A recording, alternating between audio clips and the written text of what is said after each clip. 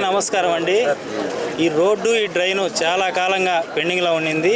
Narayana sir ఇటుగా వచ్చినప్పుడు చూసి ఈ డ్రైను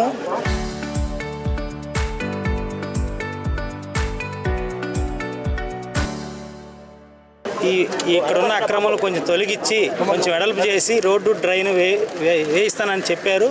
ఈరోజు దానికి శంకుస్థాపన కూడా చేశారు. దీనికి నారాయణ సార్ గారికి ఇక్కడ ఉన్న ప్రజలు మేము అందరం కృతజ్ఞతలు తెలుపుకుంటున్నాము. ఈరోజు అందరికీ నమస్కారం. ఈరోజు దస్తగిరి నగర్ ఇక్కడికి రావడం ఎంతో సంతోషంగా ఉంది.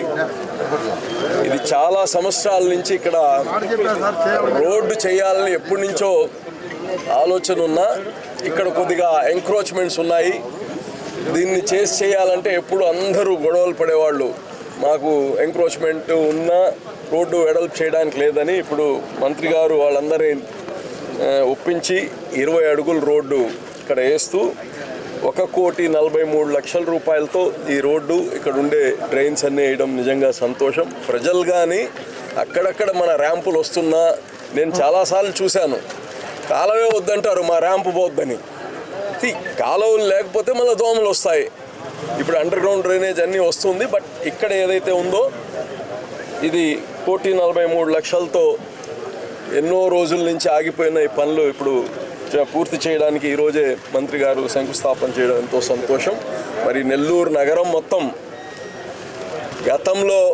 గతం కన్నా 2014-19 కన్నా మంత్రి గారు ఇంకా జోష్గా చేస్తున్నారు. ఇంకా ఎక్కువ నిధులు తీసుకొస్తున్నారు. ఒక పక్క రాష్ట్రంలో నిధులు లేకపోయినా పరిస్థితి క్రైసిస్లో ఉన్న ఫైనాన్షియల్ క్రైసిస్తో మున్సిపల్ శాఖలో మాత్రం మంత్రి గారు ప్రత్యేకంగా నెల్లూరు పైన దృష్టి మాత్రం ఆయన పెడతానే ఉన్నారు. గతంలో 5,300 కోట్ల రూపాయలు చేశాము. ఈసారి ఆ రికార్డ్ని మళ్ళా సారే బ్రేక్ చేసేటట్టున్నారు. నెల్లూరు ప్రజలకి ఎంతో సంతోషం. నెల్లూరు ప్రజల ఆశీర్వాదాలన్నీ మంత్రి గారితో ఉండాలని కోరుకుంటున్నాను. ఈరోజు 3వ డివిజన్లో రోడ్డు డ్రైన్ ఇది ఎంతో కాలం వచ్చిన పెండింగ్. అయితే పెండింగ్ కారణం ఏంటంటే ఎక్కువగా ఆక్యుపై చేసి కొన్ని దగ్గర 15 అడుగులు, కొన్ని దగ్గర 14 అడుగులు, కొన్ని దగ్గర 13 అడుగుల రోడ్డు ఉంది. ఒరిజినల్గా అయితే ఇది 30 అడుగులు 40 అడుగులు ఉండాలి. 40 అడుగుల రోడ్డు లేఅవుట్ ప్రకారం అయితే 40 అడుగులు ఉండాలి. కానీ 40 అడుగులు పోయి అది 15, 12, కొన్ని దగ్గర అయితే 12 అడుగులే ఉంది. ఇక్కడికి వచ్చినప్పుడల్లా రోడ్డు వైడెన్ చేయండి సార్, రోడ్డు వైడెన్ చేయండి సార్ మళ్ళీ స్నానికులు అడుగుతున్నారు. కొందరు వచ్చి మా ఇల్లు పోద్దు సార్, అది పోతుందంటే ఇన్ని రోజులు వాళ్ళతో నెగోషియేట్ చేసి ఫస్ట్ 30 అడుగులు చేస్తాం అనుకున్నాం. అయితే కొద్దిగా ఎక్కువ ఇల్లు పోతుంటే మళ్ళా 25 అడుగులని మొత్తం నా దగ్గరికి మళ్ళీ అందరూ వచ్చారు. ఫైనల్గా ఇమీడియట్గా ఒక 20 అడుగులు చేయమని నేను చెప్పడం జరిగింది. అందరూ కూడా ఏకాగ్రహం ఒప్పుకున్నారు. 20 అడుగులకి ఏకాగ్రహం ఒప్పుకున్నారు. దాన్ని యాక్చువల్గా టెండర్ పిలిచాము. దాన్ని దాదాపు 1,19,00,000తో పిలిచి పక్కన మళ్ళీ సైడ్ రోడ్స్ అన్నీ తీసుకుంటే 1,43,00,000తో యాక్చువల్గా ఈరోజు శంకుస్థాపన జరిగింది. ఈ వర్క్ రాబోయే 3 నెలల్లో డ్రైన్ రోడ్డు కంప్లీట్ చేస్తాం. మళ్ళీ 3 నెలల లోపల వచ్చి మళ్ళీ ఇక్కడ దీన్ని ఇనాగరేషన్ చేయడం జరుగుతుంది. ఈ విధంగా నెల్లూరులో 100% end to end roads, drains end to end roads UGD చేసేదానికి గవర్నర్ ముఖ్యమంత్రి గారిని యాక్చువల్గా ఫండ్స్ అడగటం జరిగింది. వారు యాక్చువల్గా వీటన్నిటి కూడా డిఫరెంట్ సోర్సెస్లో యాక్చువల్గా శాంక్షన్ చేశారు. ఆల్మోస్ట్ అన్నిటికీ నేను అందరికీ ఒకటే చెప్పేది, ప్రతి ఒక్కరు కొద్దిగా ఓపికగా ఉండండి. ఎందుకంటే మీకు అందరికీ తెలిసిందే, గత ప్రభుత్వం ఖజానా ఖాళీ చేసిపోయింది, 10 లక్షల కోట్లు అప్పు చేసిపోయింది. ఈ ప్రభుత్వం ఆ అప్పును తీరుస్తూ రాష్ట్రం యొక్క ఆదాయాన్ని మెల్లమెల్లగా ఈరోజు పెంచుతూ వస్తున్నారు గవర్నర్ ముఖ్యమంత్రి గారు. రాష్ట్రం యొక్క ఆదాయం పెరగాలంటే ఇండస్ట్రీస్ రావాలి. ఇండస్ట్రీస్ రాకుండా రాష్ట్రం యొక్క ఆదాయం పెరగదు. రియల్ ఎస్టేట్ డెవలప్ కావాలి, అది డెవలప్ కాకుండా ఆదాయం పెరగదు. కానీ ఈ రాష్ట్రం నుంచి ఇండస్ట్రీస్ అన్నీ వెళ్ళిపోయినాయి. ఉన్న ఇండస్ట్రీస్ వెళ్ళిపోయినాయి. ఏ ఒక్క కొత్త ఇండస్ట్రీ కూడా గత 5 సంవత్సరాలు రాలా. రియల్ ఎస్టేట్ మొత్తం పడిపోయింది.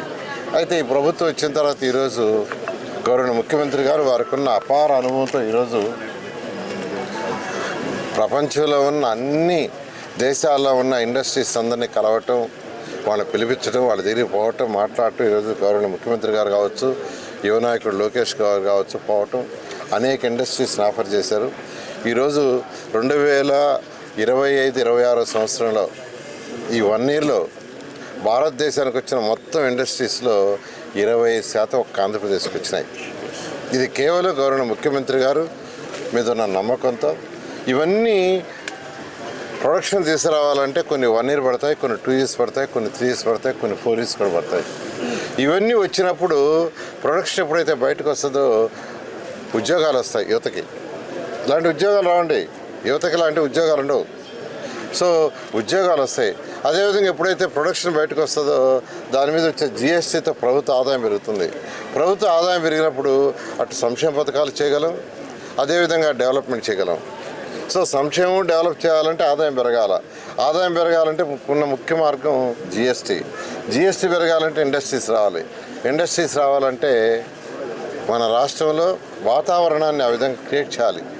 అంటే వాళ్ళకి కావాల్సిన రోడ్లు కానీ, డ్రైన్స్ కానీ, స్థలాలు కానీ, వాటర్ కానీ అన్నీ సమకూరిస్తేనే జరగద్ది. దాన్ని ఈరోజు గౌరవ ముఖ్యమంత్రి గారు చేస్తున్నారు. అందువల్ల నేను ప్రతి ఒక్కరిని రిక్వెస్ట్ చేసేదంటే కొద్దిగా ఓపిక పట్టండి.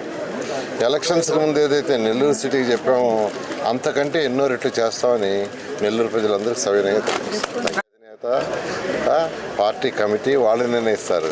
వాళ్ళెవరో ఊళ్ళో వేరే వాళ్ళు చెప్పడానికి వాళ్ళెవరో గెలిచినా 10కి 10 గెలుస్తామని చెప్పారు సార్. మళ్ళీ వైసీపీ ఇప్పుడు ఎలక్షన్ పెడితే మేమే అది కూడా చెప్పారు. వాళ్ళకి రాబోయేది 11-0.